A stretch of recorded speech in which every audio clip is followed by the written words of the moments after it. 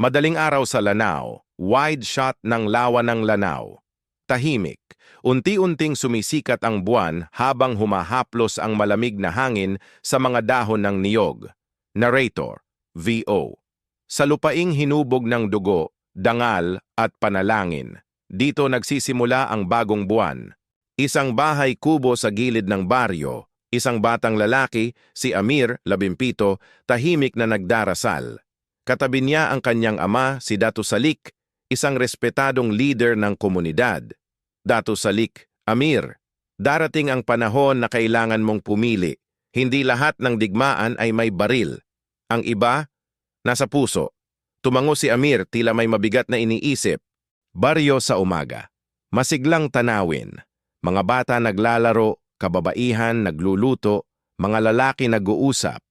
Ngunit may tensyon sa hangin. Dumating ang balita, isang armadong grupo ang paparating sa Karatig Baryo. Matandang lalaki. Hindi na naman tayo pinapakinggan ng Maynila. Hanggang kailan? Likod ng moske si Aisha, 18. Matapang at matalino, anak ng guro. May hawak siyang mga aklat. Aisha, kung puro galit ang sagot natin, ano ang maiiwan sa susunod na henerasyon?